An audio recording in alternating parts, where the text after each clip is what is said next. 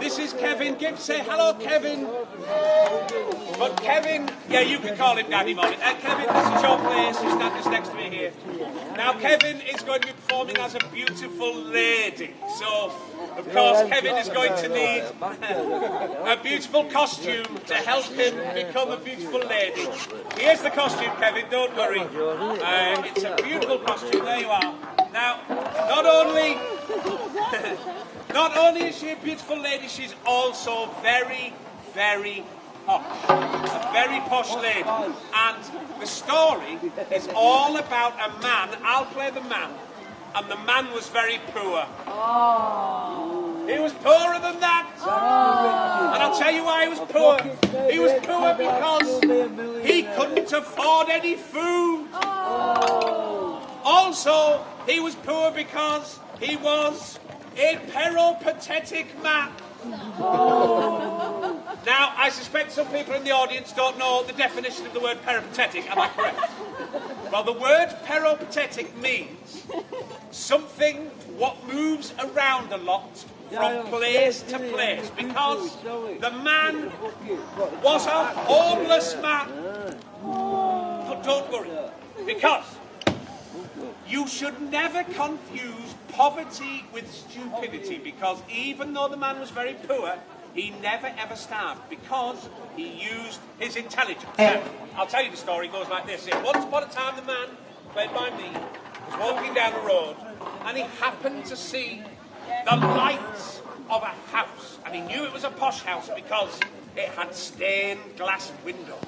And the man, the poor man, the hungry man, played by me, and was walking along, and he saw the door, and through the window he saw a beautiful lady.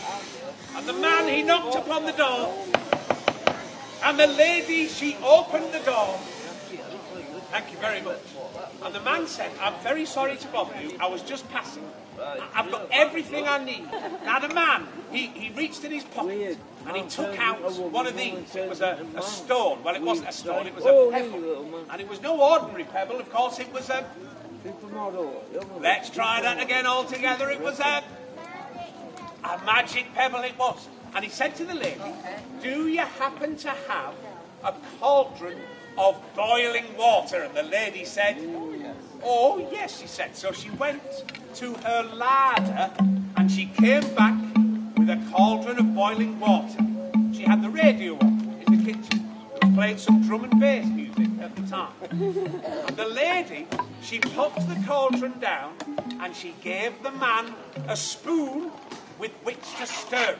And the man said, "Thank you very much." And he took the spoon and he took the stone and he added that stone to the cauldron of boiling water. And this is what he did. He took the spoon and he turned it and he stirred it and he tasted it. Can you all remember what he did? He turned it and he stirred it and he...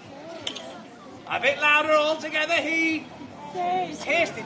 And the lady said, this is your line, you say this every time. The lady said, "Is it ready yet?" she said. Well, the man, he gave the lady a taste. But the lady said, "It tastes just like water," she said. Went to her larder and she came back with some salt, and some pepper, and she gave it to the man and he added it to the cauldron. And when it was in, can you remember what he did? He turned it and he stirred it and he tasted it. And the lady said, "Is it ready? Is it ready? Is it ready?" So the man gave the lady a taste. But the lady said,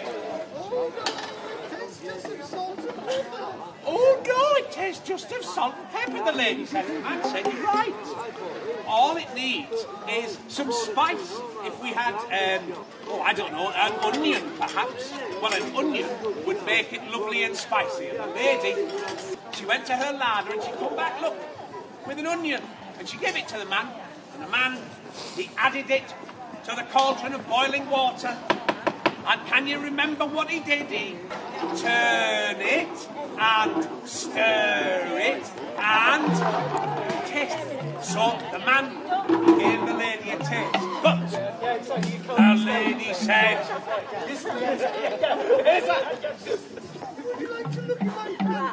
she said it's better. He did say, well, why don't you look in your pantry and see if you happen to have some vegetables, because a couple of vegetables would make it delicious. Just 2 vegetables would do. And the lady, she come back, yeah, look, she came back with cabbage and also, what's that? An aubergine. We don't have them in Barrow in Furness. And the man, he put the 2 vegetables in the pot, and can you remember what he did? He turned it, and he stirred it, and he tasted it. And the lady said, is it ready? Is it ready yet? Is it ready yet? The man gave the lady a taste. But the lady said, it might need a little something. And the man said, yeah, you're right. I know what it needs. It's got salt and pepper now. It's got a lovely onion to make it spicy. It's even got some vegetables to thicken it up. What it needs to finish it off is the finest fillet steak money can buy. The finest fillet steak in the whole of Morecambe. And the lady, she went to her larder and she come back. The finest fillet steak money could buy, which in Barrow was a tin of spam. And it's also very convenient for keeping it in the back of the van for the entire summer season. And the man, he took that fillet steak and he added it to the cauldron of boiling water. And can you remember what he did? He turned it, and he stirred it, and he tasted it. And the lady, she was premature this time, the lady, but she's starting to remember her lines. Is it ready?